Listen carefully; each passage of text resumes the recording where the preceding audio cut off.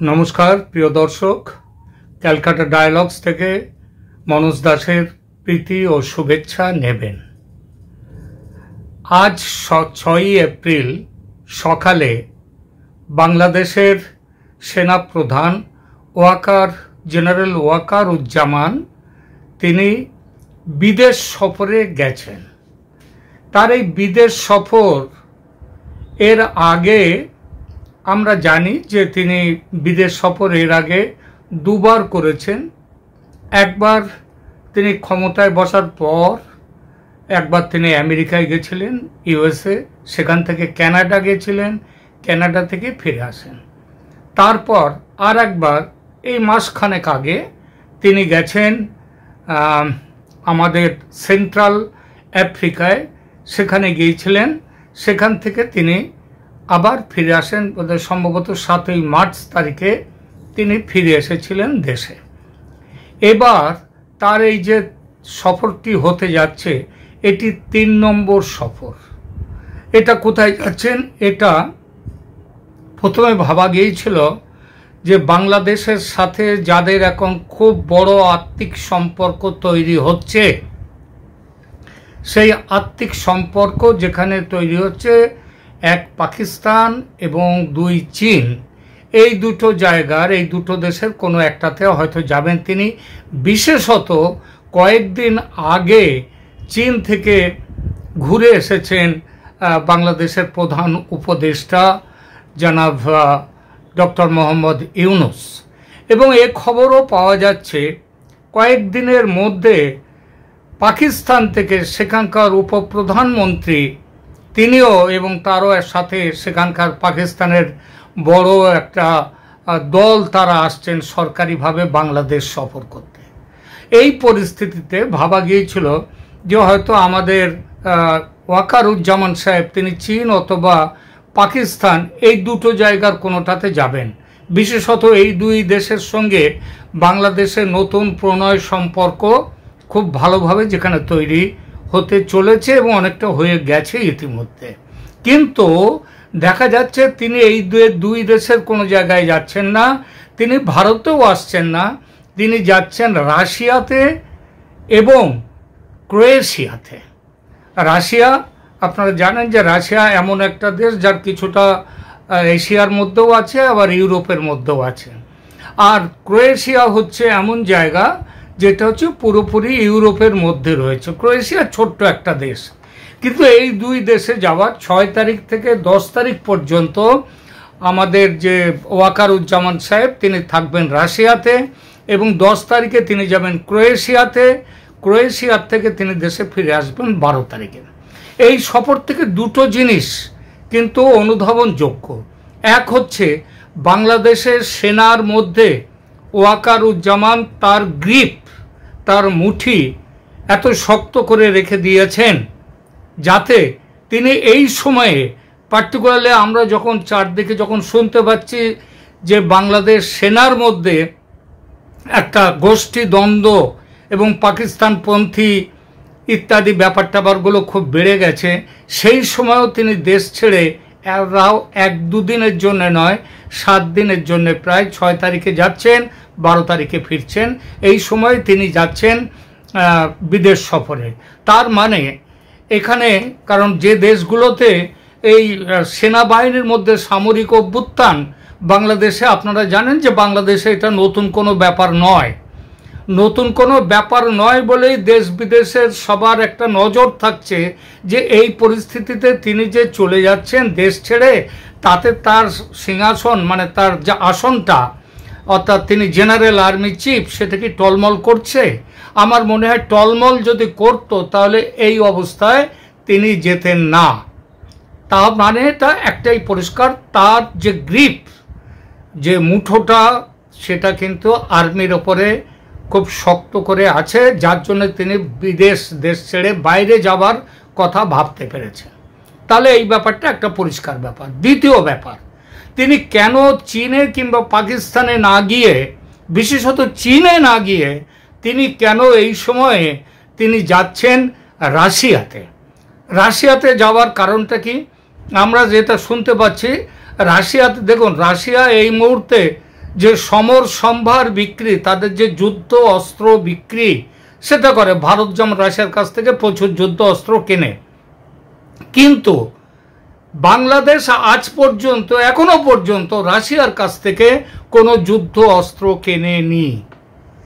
রাশিয়ার কাছ থেকে বাংলাদেশের যুদ্ধ অস্ত্র কেনার প্রায় বোধহয় 90% পরিমাণ, যে 90% পরিমাণ 90% সেটা আসে চীন থেকে, কিছু আসে আমেরিকা থেকে, কিন্তু চীনের হচ্ছে সেখানে সিংহভাগ। তাহলে চীনে না গিয়ে এই সময়ে কেন তিনি রাশিয়াতে গেলেন? রাশিয়ার সাথে বাংলাদেশের যে বাণিজ্য, সেই বাণিজ্যটা কীরকম একবার একটুখানি দেখি। দেখুন, রাশিয়া থেকে বাংলাদেশ, রাশিয়া বাংলাদেশের যে বাণিজ্য যেটা পরিমাণ, সেটা আমি এটা বলছি 2021 সালের হিসাবটা বলছি, যে রাশিয়াতে বাংলাদেশ এক্সপোর্ট করেছে 1.27 বিলিয়ন মার্কিন ডলার পরিমাণ। এটা তারা রাশিয়াতে এক্সপোর্ট করেছে। আর রাশিয়ার থেকে ইম্পোর্ট করেছে কি 1.72, মানে এক্সপোর্ট করেছে 1.27 বিলিয়ন ডলার, আর ইম্পোর্ট করেছে রাশিয়ার থেকে নিয়ে এসছে 1.72 বিলিয়ন ডলার, অর্থাৎ বেশি করেছে, মানে তাদের বেশি নিয়ে এসছে রাশিয়া থেকে। এবার কি কি জিনিস এনেছে দেখুন, রাশিয়া মূলত বাংলাদেশ থেকে নিয়েছে রেডিমেড গার্মেন্টস, আর আমদানি করেছে কি বিভিন্ন মেশিনারি, বিভিন্ন ইকুইপমেন্ট, কিছু মেটাল এবং ফুড আইটেম, খাবার দাবার, এইগুলো করেছে।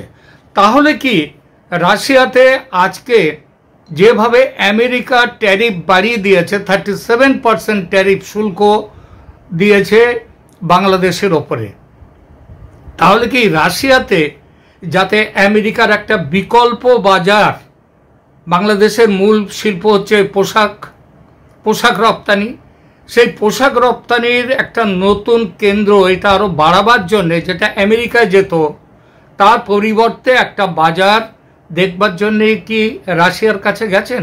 খুবই স্বাভাবিক। দ্বিতীয় আরেকটি স্বাভাবিক ব্যাপার আছে, যেটা হচ্ছে চীন ছাড়া, কারণ ওদিকে আমাদের ইউক্রেনের সঙ্গে রাশিয়ার যুদ্ধ স্তিমিত হয়ে এসছে এবং কিছুদিনের মধ্যে থেমে যাবে বলে আশা করা যায়। সুতরাং রাশিয়াকে তার যুদ্ধ অস্ত্র বিক্রি করতে হবে। সুতরাং এই যুদ্ধ অস্ত্র বিক্রি করার জন্যে এবং সেখান থেকে চীনের পরিবর্তে চীন থেকে বেরিয়ে রাশিয়াতে গিয়ে সেখান থেকে নিয়ে আসার জন্য কি যুদ্ধস্ত্র কিনবার জন্য কি আজকে যাচ্ছেন, সেখানে গেলেন, সেখানে আমাদের জেনারেল ওয়াকারুজ্জামান। এর সম্ভাবনাটা তীব্র, এটাও তীব্র সম্ভাবনা। এই জন্যই এই সম্ভাবনা আপনি খেয়াল করে দেখুন যে আমাদের বাংলাদেশের যে প্রধান উপদেষ্টা, তিনি যে লাইনে, রাজনৈতিক লাইনে চলছেন, সেই লাইনের বিরুদ্ধে চলছেন কিন্তু আমাদের ওয়াকারুজ্জামান সাহেব। তিনি কি তাহলে তিনি এখন যদি ট্রেডের জন্য যাওয়া হয়, ব্যবসার জন্য যাওয়া হয়, শুধু সাধারণ ব্যবসার জন্য, রেডিমেড গার্মেন্টস ইত্যাদির জন্য যদি যাওয়া হয়, তাহলে আমাদের ওয়াকারুজ্জামান সাহেব কেন যাবেন? সেটা যাওয়ার কথা হচ্ছে বাংলাদেশের যে সরকার রয়েছে এখন, তার যে উপদেষ্টা এই বাণিজ্য সম্পর্কে, ট্রেডের, তার যাওয়ার কথা। অর্থাৎ তিনি মূলত যাচ্ছেন রাশিয়ার সাথে, মানে চীন ছাড়া আর একটা পাওয়ার সেন্টার, তার দিকে, তার উপরে কিন্তু তিনি নির্ভর করবার জন্যেই তিনি সেই বার্তা দেওয়ার জন্য তিনি রাশিয়াতে যাচ্ছেন। আরও মনে রাখতে হবে, রাশিয়া হচ্ছে ভারতের সবথেকে, পৃথিবীর সবথেকে কাছের বন্ধু, অল ওয়েদার ফ্রেন্ড। সুতরাং ভারতের সাথে তো ওয়াকারুজ্জামানের একটা সম্পর্ক আছে, সেই সঙ্গে রাশিয়ার সাথে তিনি গেছেন যুদ্ধাস্ত্র, চীনকে বাদ দিয়ে রাশিয়ার কাছ থেকে যুদ্ধাস্ত্র কিনবার পরিকল্পনায়। 1, 2 হচ্ছে সেখানের সাথে তার আর একটা সাধারণ বাণিজ্য বাড়াবার জন্যে। তাহলে সাধারণ বাণিজ্য বাড়াবার জন্য যে ক্রোয়েশিয়াতে যাচ্ছেন, ক্রোয়েশিয়ার সাথে বাংলাদেশের কি ট্রেড, সেটাও একটু দেখা যাক, তাদের ব্যবসাটা কি। দেখুন, খবর এখানে দেখতে পাচ্ছি যে ক্রোয়েশিয়ার সাথে, ক্রোয়েশিয়ার ছোট্ট দেশ, 1 কোটি লোকও নেই সেখানে, সেই দেশের সাথে বাংলাদেশ 2023 সালে আমদানি করেছে $7.84 মিলিয়ন, বিলিয়ন নয়, মিলিয়ন ডলার, খুবই সামান্য। কি আমদানি করেছে? মূলত কি কি জিনিস আমদানি করেছে বাংলাদেশ ক্রোয়েশিয়া থেকে? ওই খুচরো নানা রকমের যন্ত্রপাতি। আর রপ্তানি করেছে বাংলাদেশ ক্রোয়েশিয়াকে তার থেকে বেশি, $9.87 মিলিয়ন। এখানেও মিলিয়ন, বিলিয়ন নয়। কি রপ্তানি করেছে? মেয়েদের পোশাক, মহিলাদের পোশাক রপ্তানি করেছে, যেটা সেলাই করা আননিটেড, সেই পোশাকগুলো রপ্তানি করেছে। এখন এই যে, তার মানে বোঝা যাচ্ছে সেখান থেকে যুদ্ধাস্ত্র কেনার কোনো কথা নেই, যুদ্ধাস্ত্র মানে সেখানে যুদ্ধের ব্যাপারে তাদের সাথে কোনো রকম প্রতিরক্ষা সামরিক সংক্রান্ত কোনো কথাবার্তা নয় তাদের সাথে, স্রেফ ব্যবসা। এবং সেখানেও কিন্তু দেখুন, সেখানে এটাও কিন্তু আমাদের যে সেনা প্রধানের সামরিক সংক্রান্ত ব্যাপার নয়। সুতরাং তাহলে এই যে যাচ্ছেন, সেখানে থাকবেন, ক্রোয়েশিয়াতে থাকবেন, 10 তারিখে যাবেন সেখানে রাশিয়া থেকে, 12 তারিখে সেখান থেকে বাংলাদেশে আসবেন। অর্থাৎ তাহলে এখন এইবার প্রশ্ন আছে যে বাংলাদেশের যে ইউনূস সরকার, তারা করছে কি, একটা চীন পাকিস্তান একটা অ্যাক্সিস তার মধ্যে যাচ্ছেন। আর আমাদের সেনাপ্রধান ওয়াকারুজ্জামান, তিনি তার বাইরে বরং ভারত, যার সাথে, ভারতের সাথে যাদের অ্যাক্সিস বা একটা যোগাযোগ সব থেকে বেশি, সম্পর্ক বেশি, তাদের কাছে গেলেন, রাশিয়ার সাথে। আরও বড় কথা হচ্ছে, ওই এক পারমাণবিক যে একটা শক্তি কেন্দ্র, মানে বিদ্যুৎ কেন্দ্র স্থাপন রাশিয়া যেটা করছে, সেটা নিয়ে এই আমাদের বাংলাদেশের ইউনূস সরকারের সব লোকজন, এমনকি ইউনূস নিজে পর্যন্ত বলেছিলেন রাশিয়ার থেকে ঘুষ খেয়ে এই পারমাণবিক বিদ্যুৎ কেন্দ্র স্থাপন করতে গেছেন শেখ হাসিনা। এবং রাশিয়ার প্রেসিডেন্ট পুতিন তার প্রচণ্ড বিরোধিতা করে বলেছিলেন, মামলা করুন, আমরা মামলায় গিয়ে সেখানে হাজিরা দেব এবং দেখাবো আমরা ঘুষ দিইনি, আমরা ওখানে টেন্ডার ডেকে, যেটা ডাকা হয়েছিল তার পরিপ্রেক্ষিতে আমাদের টেন্ডার অ্যাকসেপ্ট হওয়ার ফলে সেখানে করেছি। অর্থাৎ ইউনূসের সাথে রাশিয়ার সম্পর্ক কিন্তু অত্যন্ত ভালো নয়, বরং খুব কাটাকাটির সম্পর্ক, বিরুদ্ধ সম্পর্ক। এবং ওই বিদ্যুৎ কেন্দ্র নিয়েও কিন্তু একটা বড় ব্যাপার।